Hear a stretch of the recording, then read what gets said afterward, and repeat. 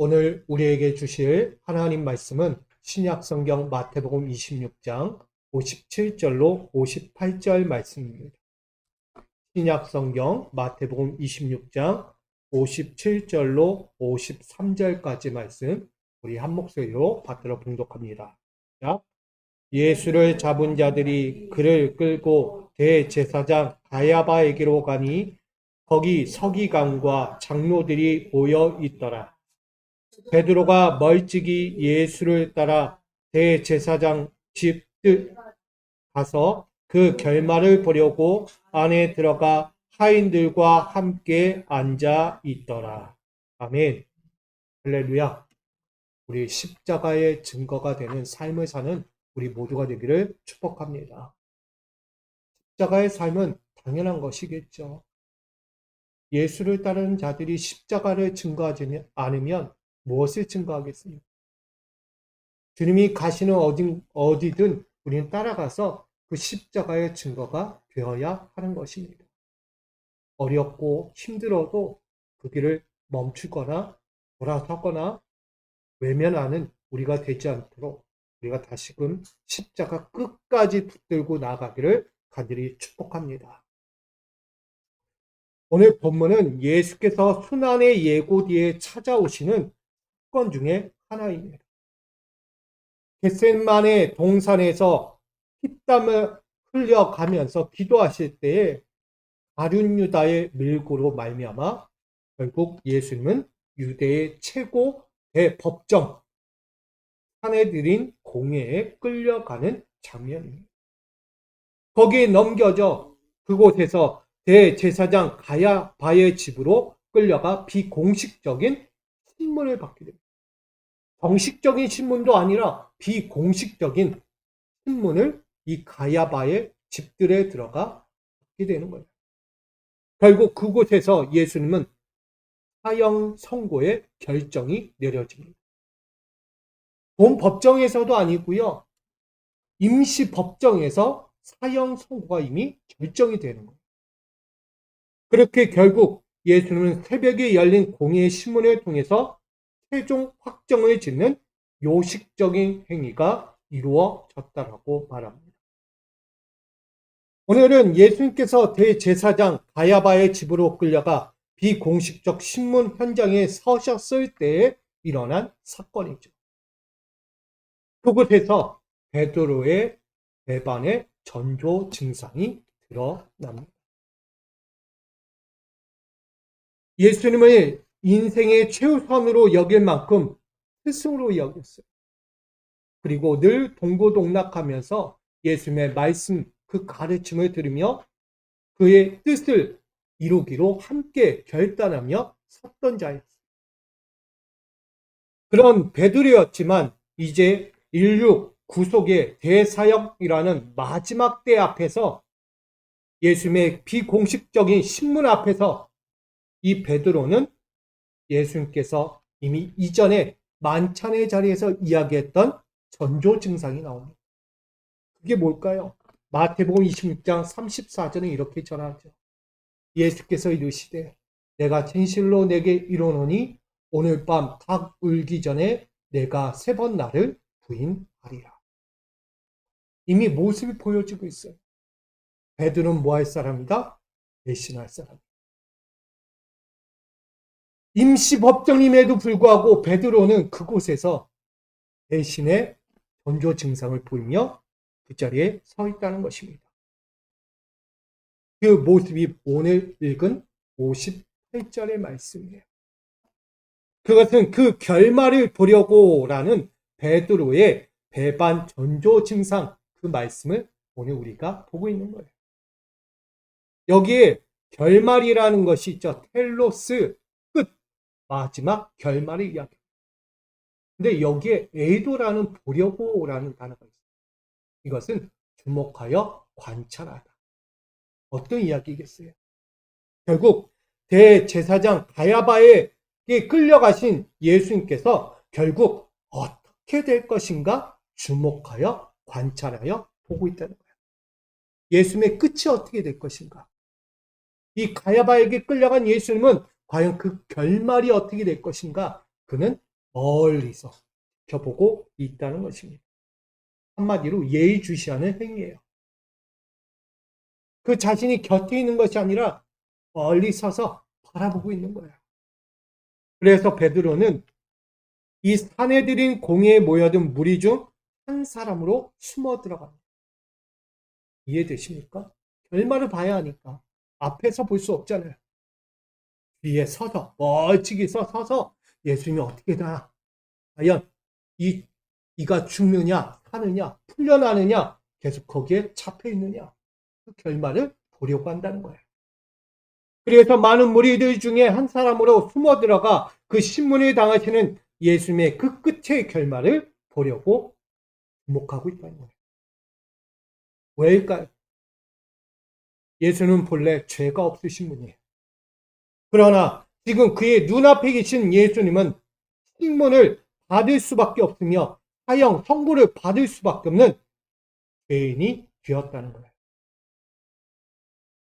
본래 죄 없으신 예수님은 유대 사람들의 모함 속에서 자신들의 죄를 예수님에게 전가시켰어요. 아무 죄가 없는 분에게 자신들이 가져야 할 제목을 예수님에게 전가시켰다는 거예요. 모함하며 이간질하며 예수님은 완전한 죄인으로 몰아버렸어요. 죄인 아닌 죄인이 되어 그들의 강압적인 행위들에 위하여 지금 본디오 빌라도에게 끌려가야만 했고 십자가에 못 박히도록 끌려가야만 하는 상황에 놓였다는 것입니다. 빌라도에게 가기 전에 이 사내들인 공회 가야바의 집들에서 먼저 신문받고 있는 거예요. 그러니 베드로는 그곳에서 예의주시하며 멀찍이서 지켜보고 있는 거예요. 나는 아닐 거야. 나는 아닐 거야. 근데 예수님조차도 그 스스로 그 결말의 현장 앞에서 침묵으로 일관하시며 오로지 그가 오신 이유와 마지막 목적을 이루어야 할 때를 이루기 위해서 그 가시는 길에 대해서 계속해서 침묵으로 일관하고 있다는 것입니다. 히브리서 9장 28절은 이렇게 말하고 있죠. 이와 같이 그리스도께서 많은 사람의 죄를 짊어지시려고 단 한 번 자기 몸을 제물로 바치셨고 라고 말씀합니다. 예수님은요, 침묵할 수밖에 없어요. 이유가 뭘까요? 왜 이 길에 대해서 나는 죄가 없어, 나는 죄가 없어 라고 얘기 안 했을까? 앞전에 이야기했잖아요. 하나님의 뜻이니까. 하나님의 길이니까. 하나님의 계획 속에 나는 서 있기 때문에 나는 이 길에서 벗어날 수가 없어. 그래서 말하는 거예요. 예수님의 기도, 겟세마네에서 피땀 흘려 기도하실 때 딱 한마디 하시잖아요. 아버지, 이 잔을 내게서 옮겨주십시오. 나는 이 잔을 마시기 어렵다는 얘기예요. 그러나 내 뜻이 되지 마시고 아버지 원대로 되기를 원합니다. 겟세마네에서 기도하실 때 그 예수님 앞에 예수님께서 하나님께 기도했던 장면이에요. 내 원대로 하지 마시고 아버지의 원대로 되기를 원합니다. 그 원대로가 지금 이렇게 흘러가고 있는 거예요. 십자가를 향하여 나의 죄가 없어도 가야 하는 거예요. 이 모든 것이 인류 구원을 위한 거부할 수 없는 마지막 선택의 길이었기 때문입니다. 그래서 가시는 거예요. 오늘 이 고난주의를 맞이하면서 예수님 왜 그 길을 갑니까? 가지 마십시오. 왜 그 길에 섭니까? 그냥 돌아오십시오라고 이야기할 수 있어요. 나 죄 없어요 하고 오시면 되는 거예요. 예수님. 근데 왜 그 현장에서 침묵하십니까?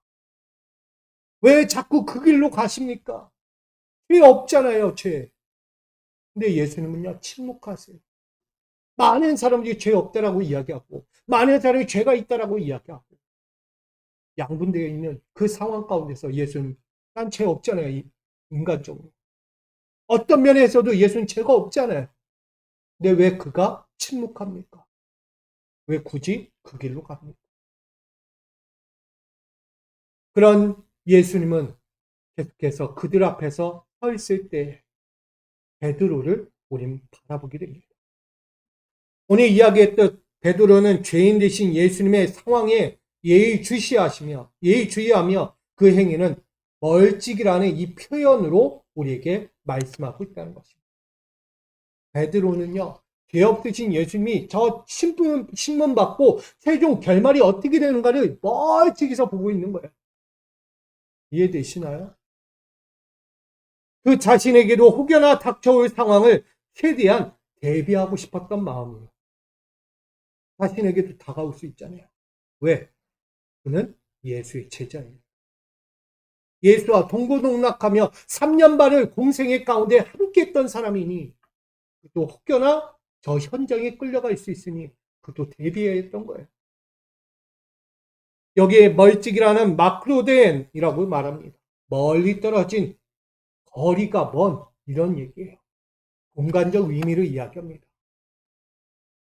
예수님과 동행했던 한 사람이자 그의 가르침과 사람을 낚는 사명자로 제자로 부르심 받은 자가 그 어떤 상황에서도 절대 배반하지 않겠다는 때로는 한편의 용기이자 강한 다짐으로서 그 현장에 있기는 합니다. 완전한 배반자라면 거기에도 오지 않았을 거예요.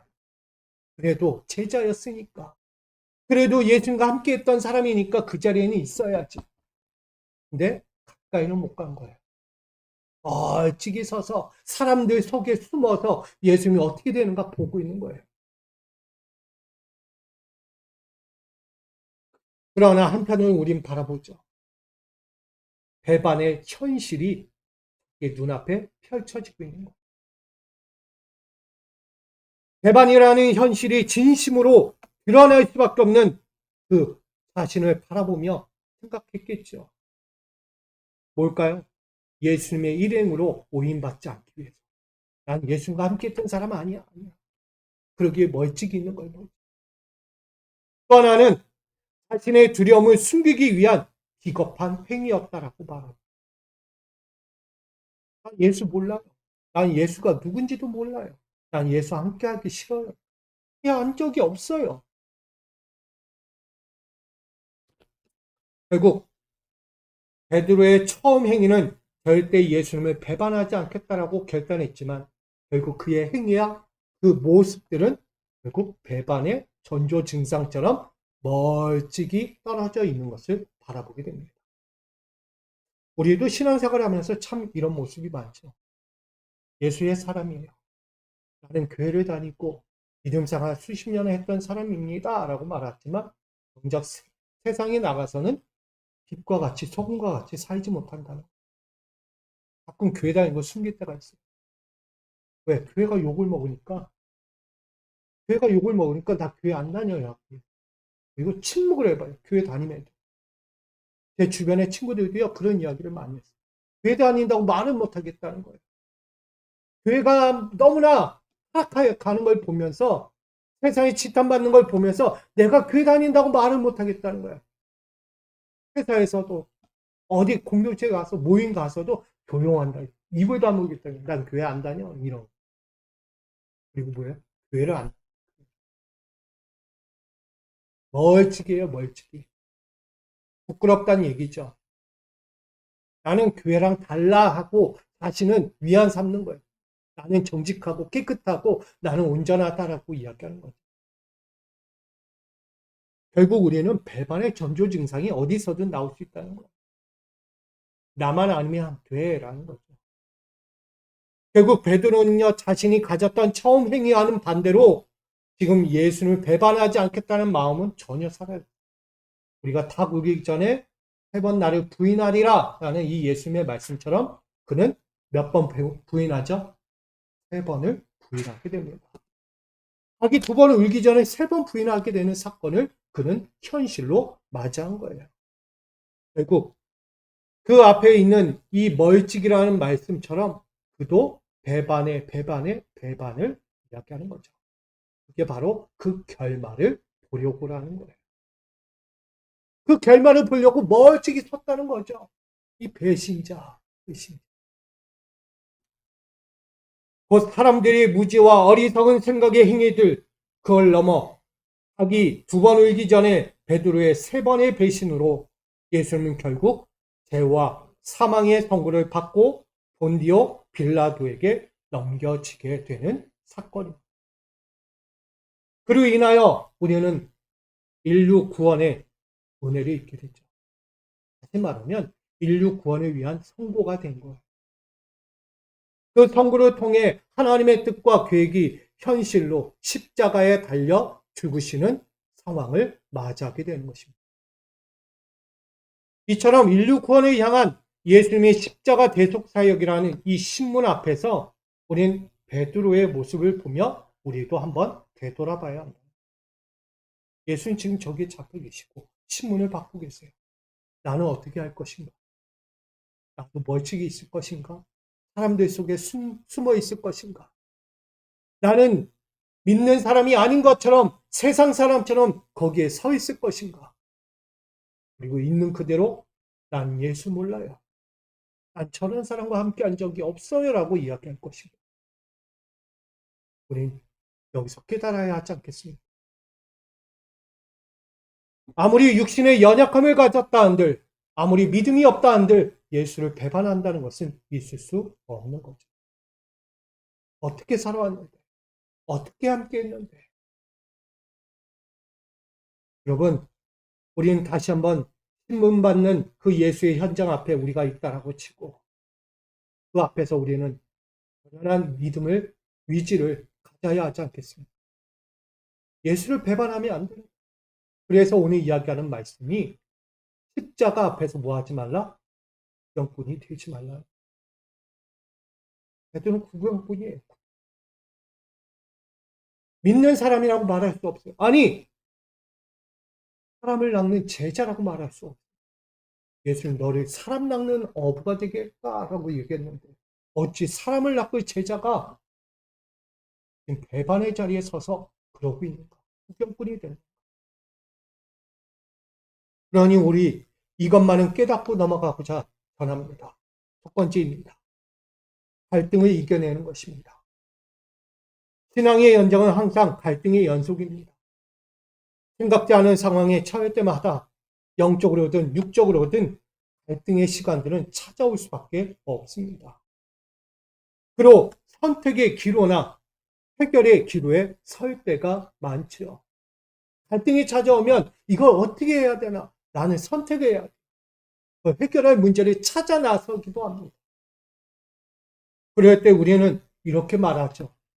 시편 55편 22절 있습니다. 시작. 내 짐을 여호와께 맡기라. 그가 너를 붙드시고 위인의 요동함을 영원히 허락하지 아니하시리로다. 아멘. 갈등은 왜 찾아옵니까? 갈등은 왜 찾아와요? 왜 선택의 기로에 서고 해결 문답을 찾기 위해 이리저리 요동치며 살아갑니까? 갈등이 있다는 것은 믿음이 없기 때문입니다. 베드로가 지금 갈등을 겪고 있잖아요. 예수와 함께해야 될 그 현장인데 신문의 현장에 나도 같이 서서 신문 받아야 할 자인데 그는 멀찍이 있다는 거예요. 멀찍이. 똑같이 서서 예수를 비난하고 정죄하고 멸시하고 있다는 거예요. 이 갈등이라는 인생은 참으로 어둡습니다. 믿음이 없으면 갈등의 현장으로 들어가는 거예요. 그러나 우리에게 예수라는 그 믿음을 내가 신뢰하고 바라본다면 갈등할 일이 없는 거예요. 여러분 모든 문제는 누구께 맡기라고요? 여호와께 맡겨요.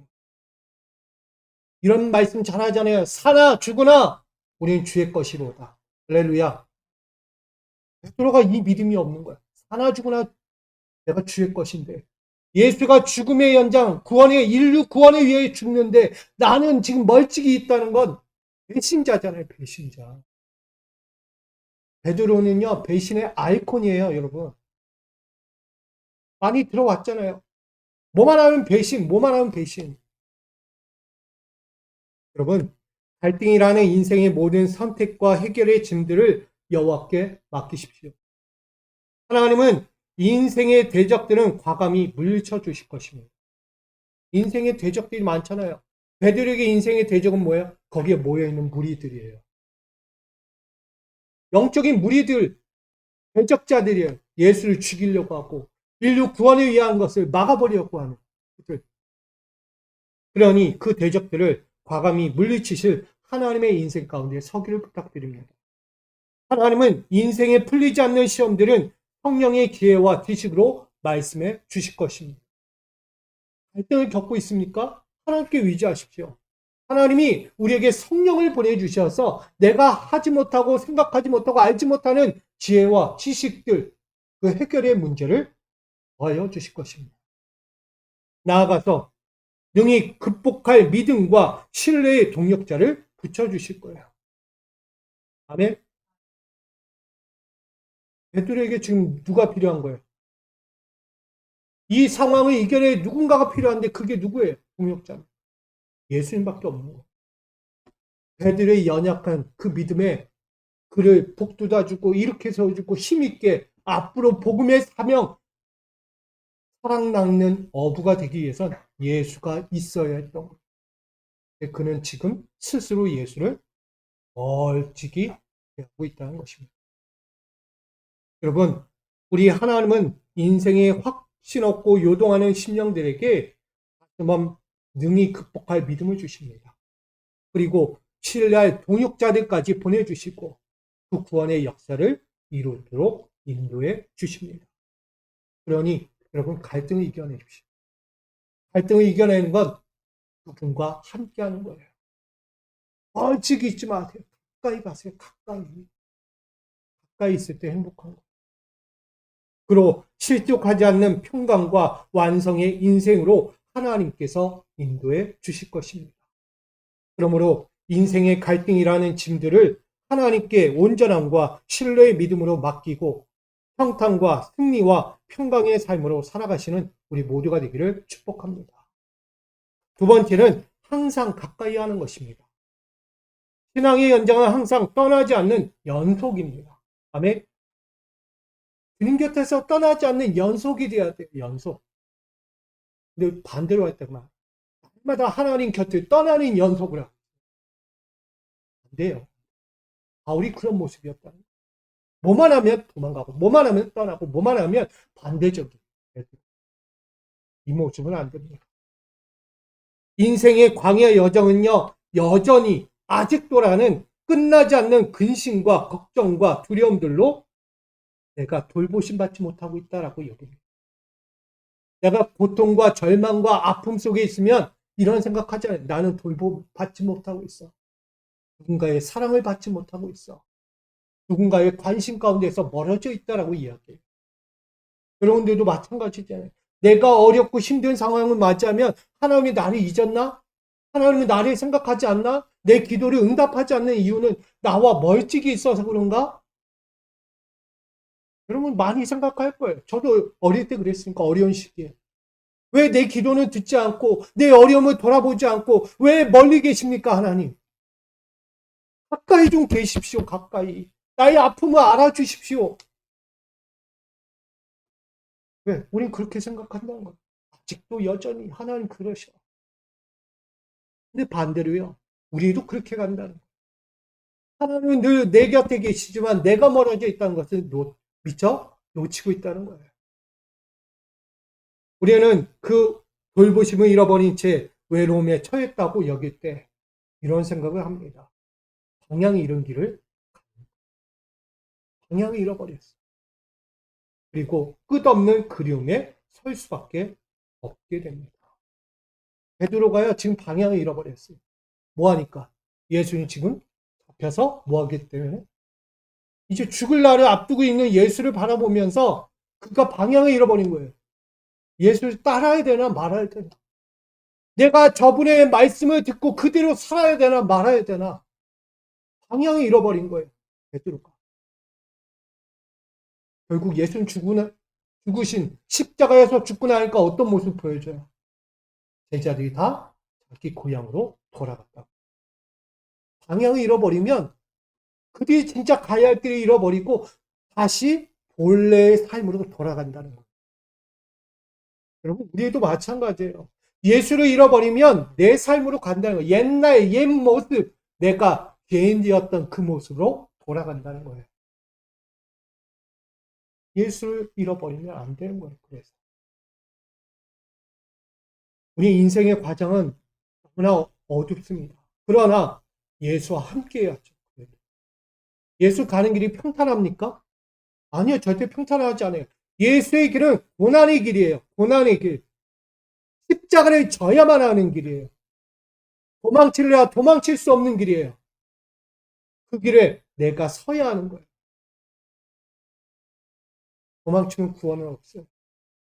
사랑 남는 업으로 살 수가 없어요. 예수와 함께 해야죠. 끝까지 가야죠. 베드로가 그렇게 멀찍이 있다가 결국 구원할 수 없는 길로 간 거예요. 자기의 방향을 잃어버리니 사명까지 잃어버리고 자기 인생길로 갔잖아요. 뭘 낚을 거예요, 뭘. 물고기 한 마리 낚아서 자기 생명을 유지하는 거? 너무 비참하지 않습니까? 예수님과 함께 하던 인생이 갑자기 한순간에 처량한 인생처럼 바뀌어버린 거죠. 물고기밖에 못 잡는 인생이 돼버린 거예요.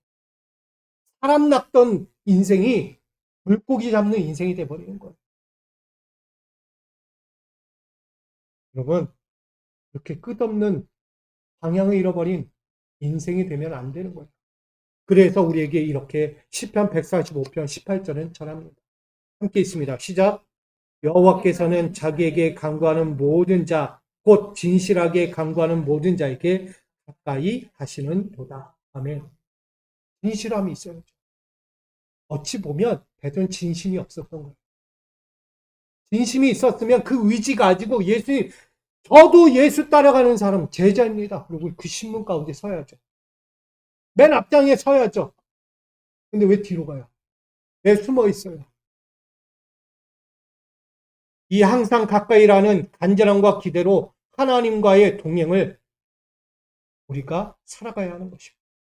그리고 하나님도 나와 함께 하신다는 것을 믿으셔야 해요. 나 혼자 있다라고 여기지 마세요. 하나님 나와 늘 함께 하세요. 그러면 하나님이 나와 함께 하면 나도 하나님과 함께 하려고 노력을 하셔야죠. 이게 오는 게 있으면 가는 것도 있다. 우리 그런 믿음으로 살아야 합니다. 그러기에 하나님은 경외하며 그의 의로우심과 은혜를 구하는 자에게 세밀하게 나타나십니다. 아멘. 위로운 자에게 나타나시지 위롭지 않은 자에게 나타나지 않아요. 하나님은.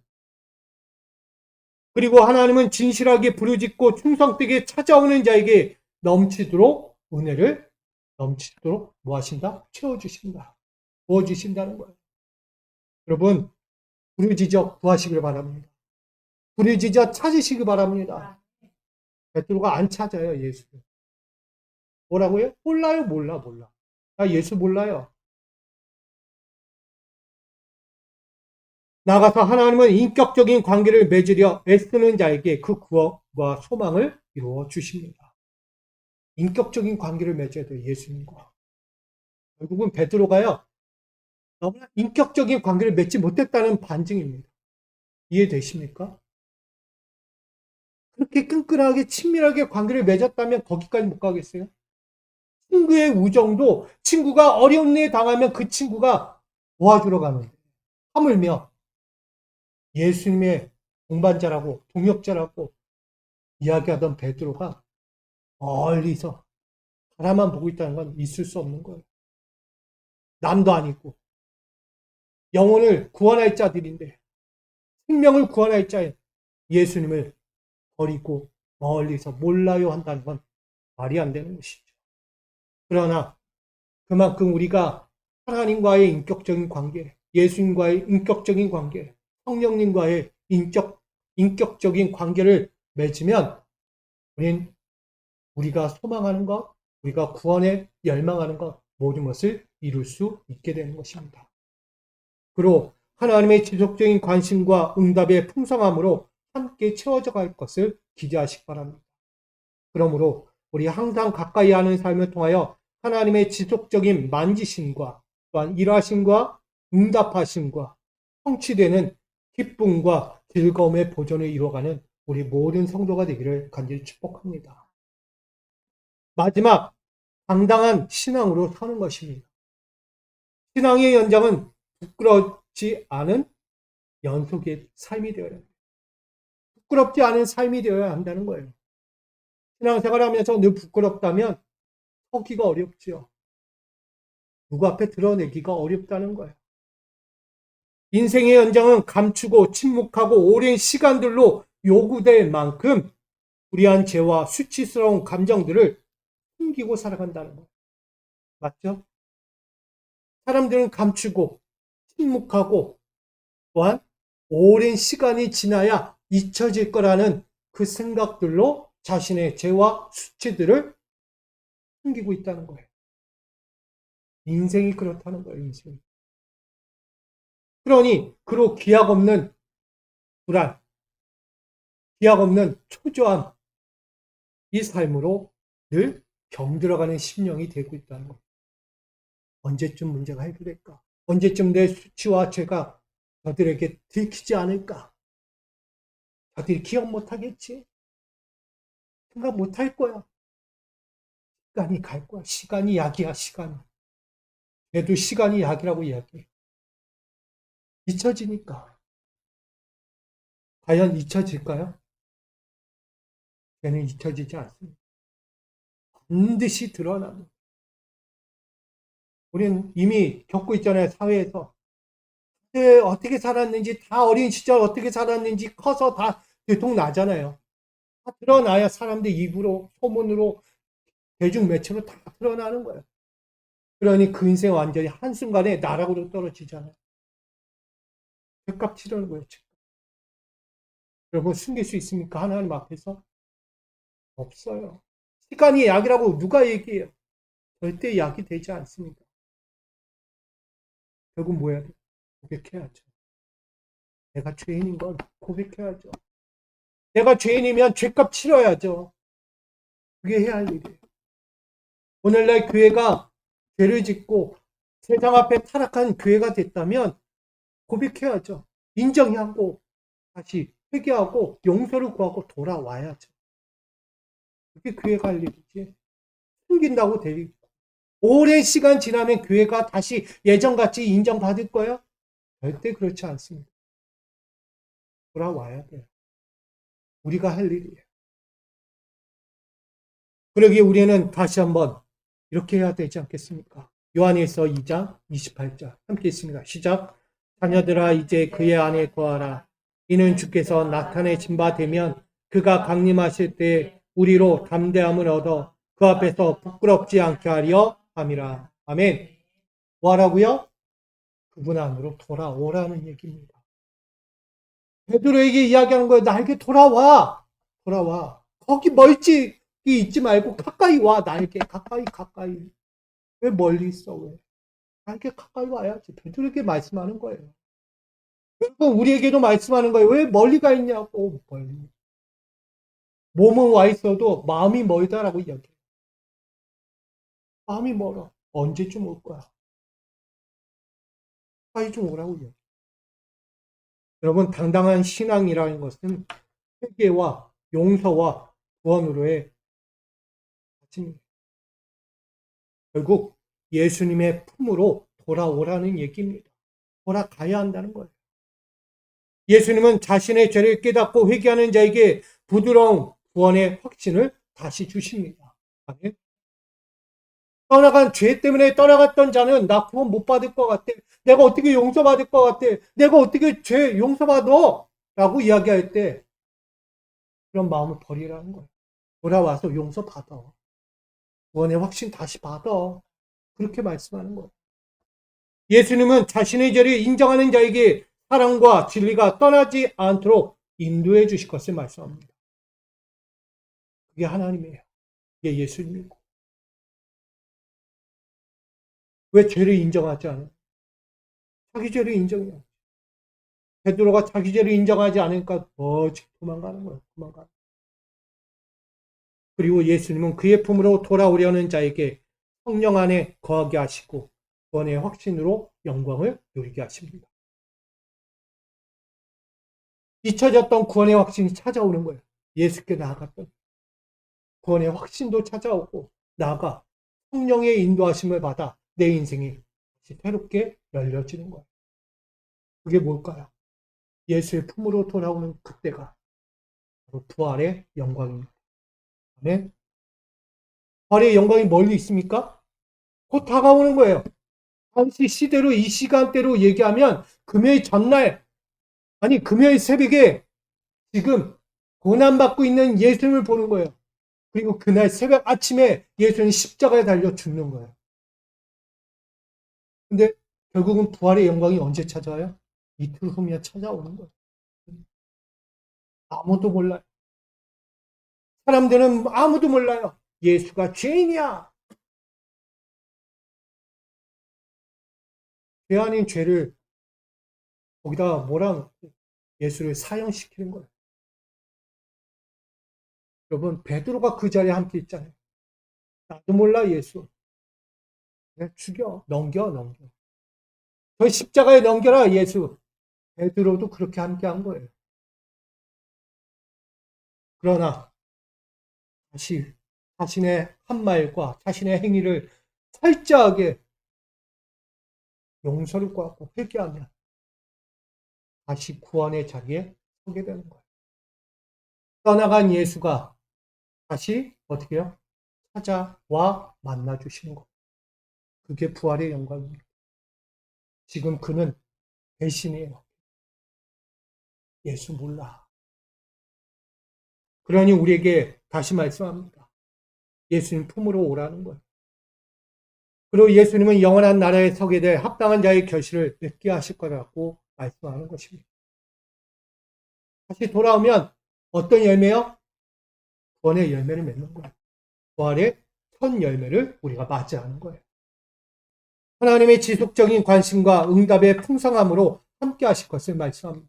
그러므로 당당한 신앙을 통하여 주의 강림하시는 날에 부끄러움 전혀 없는 우리 담대하게 명예롭게 예수 그리스도를 맞이할 믿음의 성도들로 서기를 간절히 부탁드립니다. 결론입니다. 십자가 앞에서 구경꾼이 되지 말라는 거예요. 왜 우리는 자꾸 구경꾼이 될까? 예수님의 신문 현장 앞에서 그 결말을 보려고 멀찍이 서 있는 이 베드로처럼 우리가 서 있지는 않는가? 우리는 회개하며 돌아와야 합니다. 인류 구원이라는 위대한 대속의 결단 앞에 스스로 육신의 연약한 자임을 증명하고 위대한 사명을 감당하기에 부족했던 그 믿음을 철저히 예수님 앞에 드러내야죠. 나 부족해요. 연약해요. 그래도 예수님과 함께하고 싶어요. 예수님 따르고 싶어요. 예수님 그 십자가의 길에 나도 서고 싶습니다. 이게 돼야 돼요. 우리 예수의 십자가 구경꾼 되지 마십시오. 어디 가도 그렇게 구경꾼 되어 살지 마십시오. 그런 자는 배신의 아이콘이 되는 거예요. 우린 그 앞에서 우리 믿음의 권속자들은 십자가의 구경꾼이 되었던 베드로와는 전혀 다른 십자가 대속사역 앞에 갈등을 이겨내는 믿음을 갖고 항상 가까이 하는 믿음을 가지고 당당한 신앙의 믿음으로 주님과 동행하며 구원의 역사를 함께 이루어가는 우리 모두가 되기를 간절히 축복합니다. 그렇게 살아가는 자들에게 뭐가 있겠어요? 시편 73편 28절처럼 함께 있습니다. 하나님께 가까이 함이 내게 복이라. 내가 주 여호와를 나의 피난처로 삼아 주의 모든 행적을 전파하리이다. 아멘. 제자가 바로 이런 거예요. 우리의 삶의 중심은 하나님 중심의 삶입니다. 언제나 그렇게 살며 고백해야 합니다.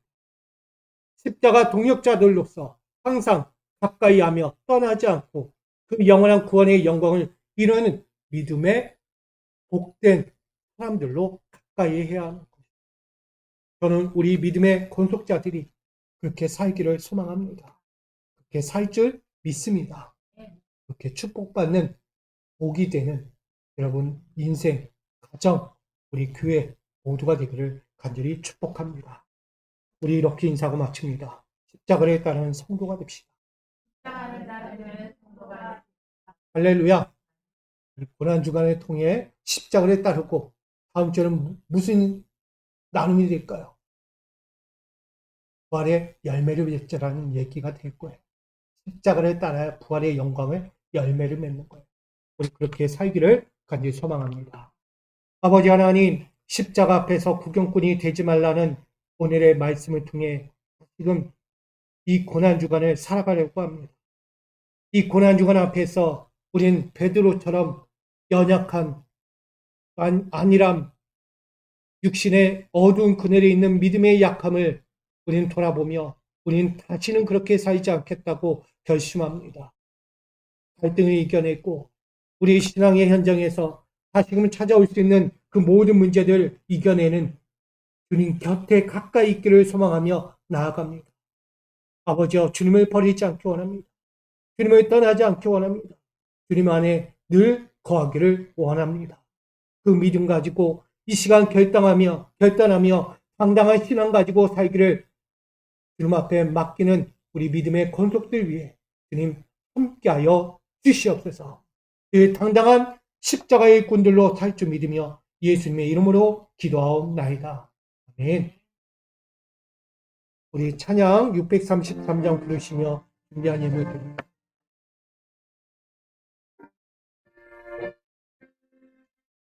나의 하나님 받으소서. 주께 드리는 이 예물을 소리 높여 감사를.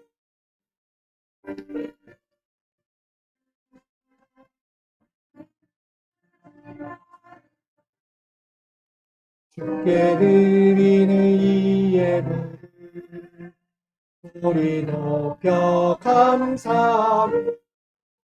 주께 드리네. 아멘. 사랑합니다, 주님. 저도 주님을 위해 죽고 살아도 주님을 위해 사는 우리가 되기를 원합니다. 절대 주님을 배신하지 않겠습니다. 주님이 가시는 곳 어디든 따라가기 원하오니 우리의 신령한 마음으로 주님 앞에 드리는 그 삶의 예물을 주님 받아 주시옵소서. 그리고 그 가운데 우리의 정성껏 담은 이 예물까지 드리오니 이 예물을 통하여 당신 앞에 드려진 삶의 사명들 가운데 아름답게 복되게 주님 나라와 영광을 위하여 쓸 수 있는 예물로 받아 주시옵소서. 저를 드린 이 손길을 위해 배나 더하는 축복도 더하여 주시고 아름다운 영광을 구원을 볼 수 있는 자들로 그 가정 위에 그 삶의 기업 위에 축복하여 주시옵소서. 이 주신 은혜에 감사하며 예수님의 이름으로 기도하옵나이다. 아멘.